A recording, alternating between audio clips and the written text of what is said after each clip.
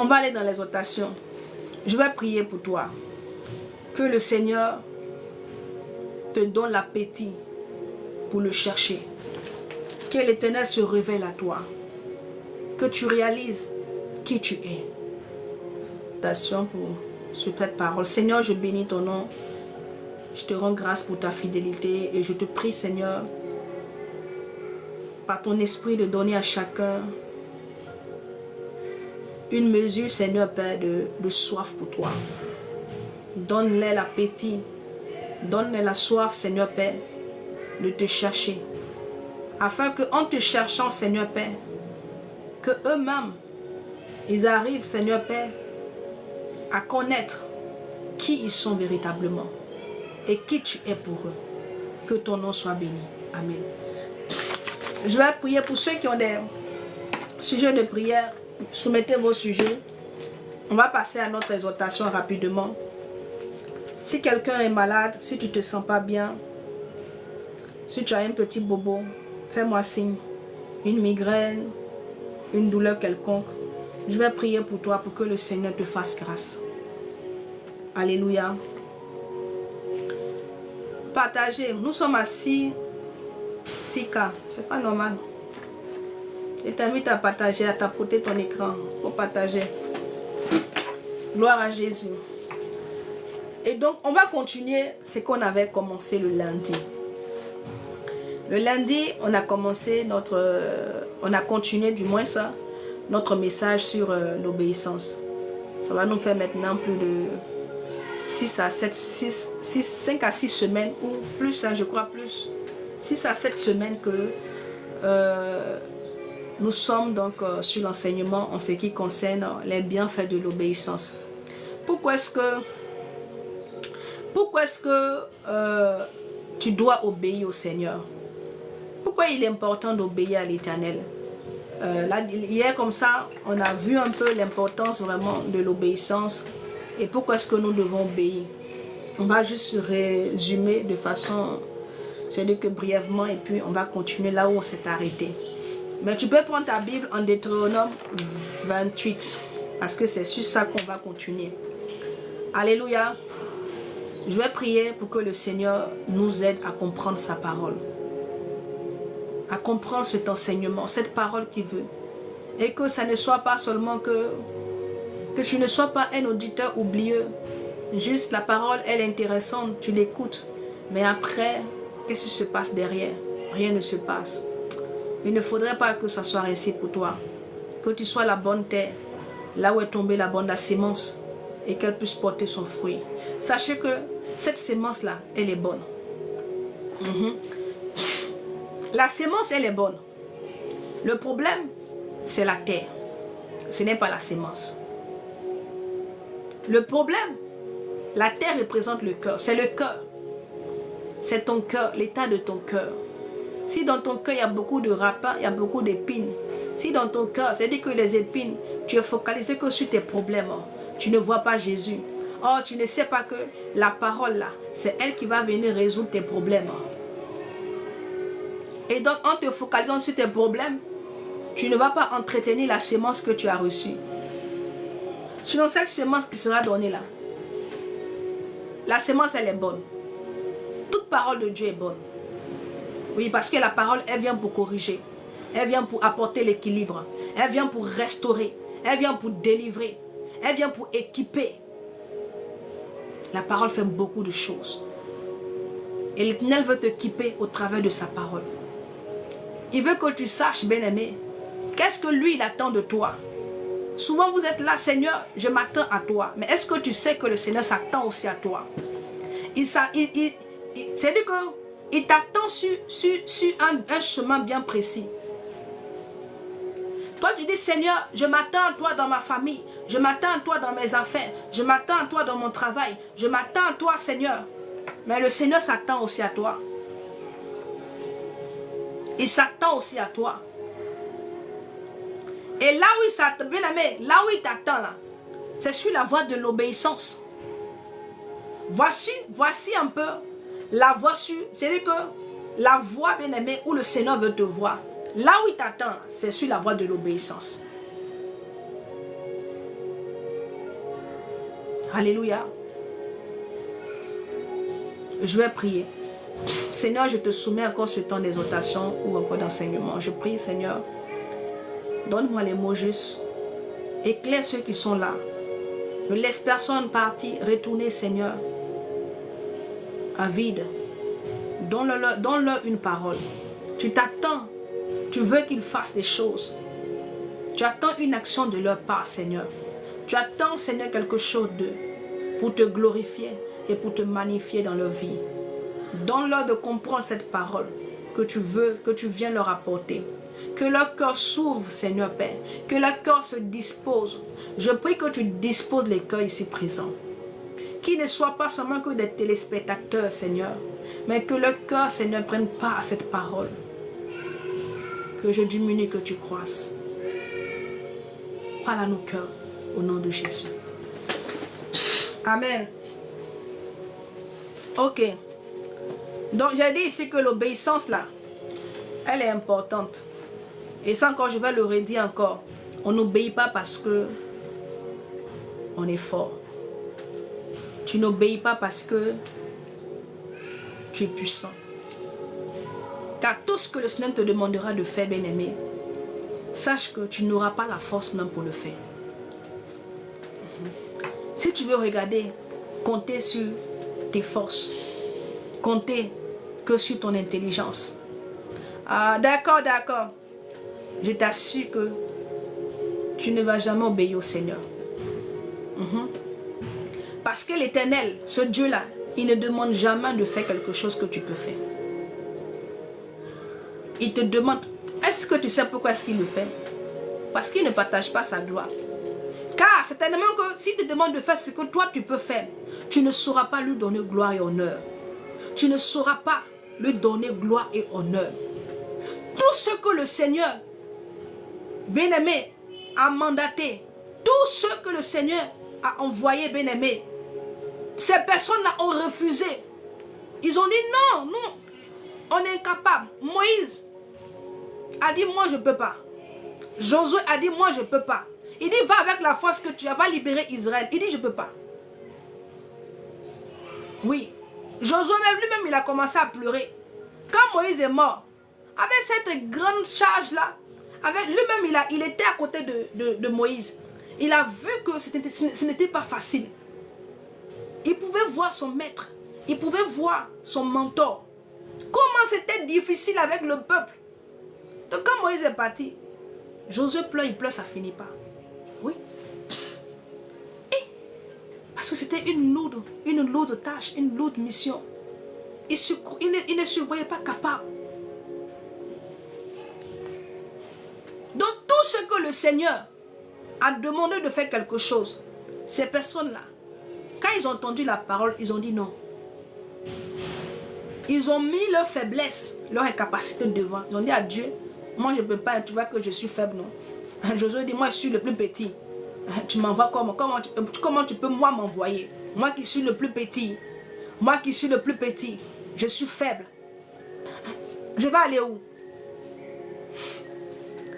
Abraham lui il a dit, comment il s'appelle? Moïse lui il a dit, ah moi j'ai la langue qui est nouée. Moi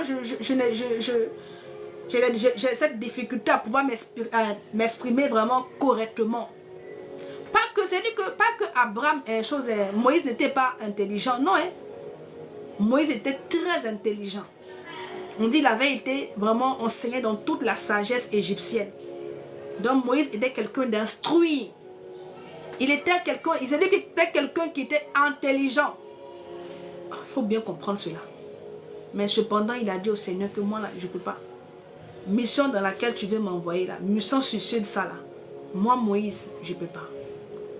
Et donc, pour ne citer que cela, parce qu'il y en a d'autres, pour que tu comprennes que on n'obéit pas parce qu'on peut, mais parce qu'on est fort.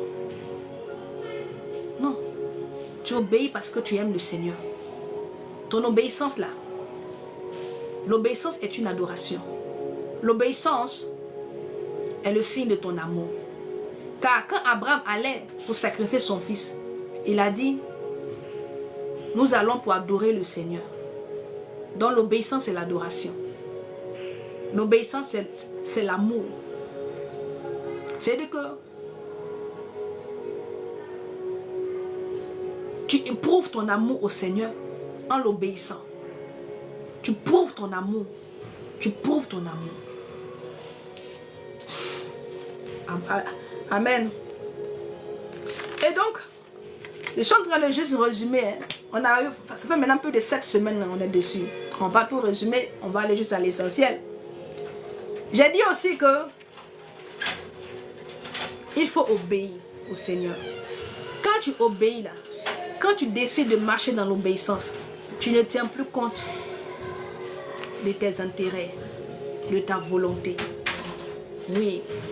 Si toi tu marches avec l'Éternel et que tu es figé et comme tu as dit que tu es focalisé sur toi, tes intérêts, tu ne vas jamais obéir à l'Éternel. Tu n'obéiras jamais. Voilà pourquoi il nous dit d'abord que celui qui veut le suivre là, il faut prendre ta croix. Il faut renoncer. Tu renonces à quoi? À tes intérêts, à ta volonté. Parce que ce qu'il va te demander là, certainement, ces choses-là seront contraires à ta volonté ou encore à tes intérêts. Donc si tu veux obéir au Seigneur là, c'est la mort à soi. Obéir à Dieu, c'est la mort à soi. C'est accepter de mourir. Oui. Pourquoi est-ce que les chrétiens, ils ne portent pas de fruits? Parce que la Bible dit que le grain de blé qui est tombé en terre, s'il ne meurt, il ne peut porter de fruits. Parce que les gens refusent de mourir à eux-mêmes. Ils refusent de laisser leur moi, de laisser leur intérêt pour obéir au Seigneur. Obéir, c'est la mort à soi. C'est mourir à soi-même. Mais les gens ne sont pas prêts. Mais ils veulent être bénis. Ils veulent que l'Éternel les restaure. Ils veulent vraiment de grandes bénédictions. Ils veulent la supériorité. Ils veulent être grands. Mais il faut que vous compreniez que l'obéissance a des principes. Et une chose est là, la bénédiction du moins. La bénédiction là, elle a des principes. Tu veux être béni, d'abord va travailler. Oui. Tu veux être un homme riche. Tu veux être un homme prospère. Travaille d'abord. Il faut travailler. Tu dois travailler. Tu veux être béni. Il faut obéir au Seigneur. L'obéissance, là, il y a une condition. Mais vous-même voyez. C'est pas avec seulement que le Seigneur qu'on voit cela. Même le diable, quand il veut te donner des choses là, c'est en contrepartie. Moi, c'est pas pourquoi est-ce que quand il s'agit du Seigneur, ça devient difficile pour vous. Oui. Quand il s'agit du Seigneur là, la chose devient compliquée, elle devient complexe dans vos mains. Mais c'est pas nouveau. Même le diable, même quand les gens vont chez les féticheurs, même quand les gens vont pour faire des trucs, des pactes ou des pratiques, il y a toujours une condition. Tu veux avoir la gloire, il y aura une condition. Il y aura une condition qui te sera soumise. Oui, il y a des choses qu'on va t'exiger d'abord. Ou bien c'est faux, dites-moi si je mens. Donc tu ne peux pas demander au Seigneur de te bénir si au préalable toi-même tu ne sais pas l'obéir. Tu ne peux pas dire au Seigneur, bénis-moi. Et puis toi, tu ne sais pas l'obéir. Et tu ne sais pas l'obéir. C'est-à-dire que tu ne l'obéis pas. Et puis tu veux qu'il te bénisse. La Bible dit en Deutéronome, le chapitre 28, Deutéronome. Il dit, si tu obéis à la voix de l'Éternel, ton Dieu, il y a une condition qui est là. Donc on comprend ici que l'obéissance est une clé. Mais elle est la clé de quoi? L'obéissance là, c'est une clé. Mais c'est une clé qui ouvre quelle porte? C'est une clé qui ouvre des portes. C'est-à-dire qu'une seule clé là, ça ouvre plusieurs portes. Ah, Brando, Saïda Bras. L'obéissance est une clé qui ouvre plusieurs portes. Il faut prendre avec moi Deutéronome 28. Et puis on va voir les portes que l'obéissance ouvre. C'est pas pour dire que pour chaque porte là, il y a une clé. Hein. Non, hein. L'obéissance, elle seule, elle est la clé principale. Cette clé, elle ouvre plusieurs portes. Mais des portes extraordinaires. Et les gens sont là, ils cherchent cette clé-là. Oui, d'autres sont là, ils cherchent la clé. Comme ils ne trouvent pas la clé là, ils vont sur celui qui a... Comment? Pourquoi la lumière est forte comme ça? Ils vont chez celui qui a fait, comment on dit ça même, double des clés. Le diable, là, lui, il allait photocopier la clé là. Il a fait tout. Il a fait double des clés là. Il préfère aller chez celui qui n'a pas l'original. Qui n'a pas la clé, c'est-à-dire que l'original. Et il préfère aller là-bas. Alléluia. Il préfère aller là-bas. Mais moi, je t'invite, bien-aimé, de chercher l'original. C'est cette clé dont nous parlons là. Il y a l'original qui est là. Il y a l'original. Tu as besoin de l'original, bien-aimé. Car la Bible dit que les bénédictions de l'Éternel là, elles se font suivre d'aucun chagrin. Donc quand tu as la clé originale là, tu auras cette bénédiction là, où il n'y a pas de chagrin, derrière. Tu auras cette bénédiction là, bien-aimé, où tu ne seras pas tourmenté par les démons. Parce que si eux ils te donnent là, ils vont venir te troubler. Le diable quand il te donne là, ne pense pas que tu vas être en paix. Non. Tu ne peux pas être en paix même, c'est pas possible. Il va te troubler. Il fera de toi ce qu'il veut. Ok. Donc j'ai dit que la clé, l'obéissance est une clé. Est une clé qui ouvre plusieurs portes. Hier comme ça, on a avant-hier le lundi, par la grâce que nous a accordé donc le Saint-Esprit, on s'est arrêté donc au verset 4 de Deutéronome, le chapitre 28. On a déjà vu, je vais tout simplement faire la lecture. Et puis là où on s'est arrêté, on va continuer. Avec certainement d'autres révélations, par la grâce de Dieu. Il dit que si tu obéis à la voix de l'Éternel, ton Dieu, en observant, en mettant en pratique. Donc la parole de Dieu là, c'est pas la récitation. La parole de Dieu, on la met en pratique. On la pratique. Alléluia. Si toi tu lis la Bible, tu te contentes seulement que de méditer seulement. Et puis, tu ne mets pas en pratique. Comment il aura l'impact? Tu auras l'accès à la clé là, quand tu vas commencer à mettre en pratique.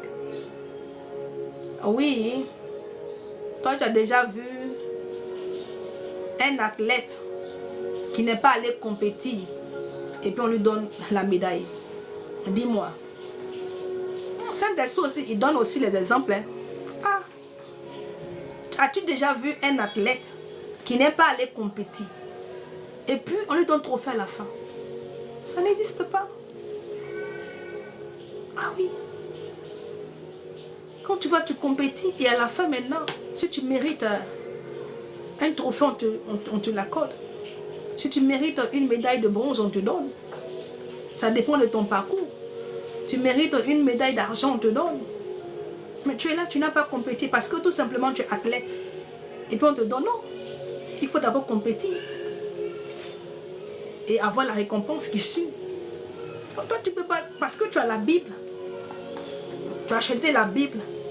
Tu l'as la Bible. Mais est-ce que ce qui est dedans là, est-ce que toi tu pratiques? Est-ce que tu mets en pratique ce qui est écrit dedans? Parce qu'avoir la Bible ne te donne pas l'accès à la clé.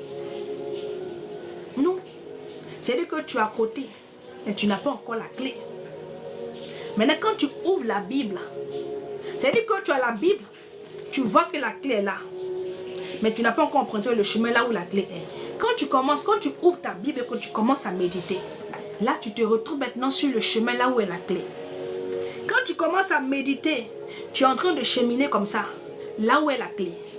Et quand tu mets en pratique, la clé est dans ta main. Oui. Quand tu mets en pratique, là tu possèdes maintenant la clé.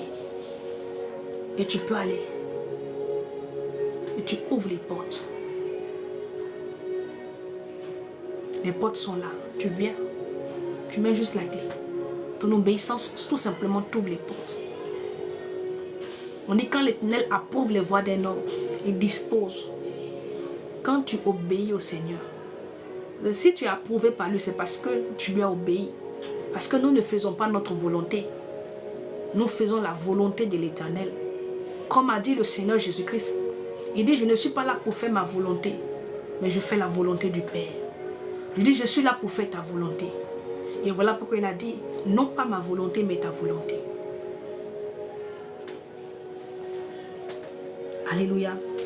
Il dit, en mettant en pratique tous ces commandements que je te prescris aujourd'hui, l'Éternel, ton Dieu, te donnera la supériorité sur toutes les nations de la terre. J'ai envie de couper le live et puis de relancer. Qu'est-ce que vous en pensez? Pour ne pas que ça soit trop long. On coupe et on relance, non? Qu'est-ce que vous me proposez? De couper et de relancer? On va couper, on va relancer. On va couper, on va relancer rapidement.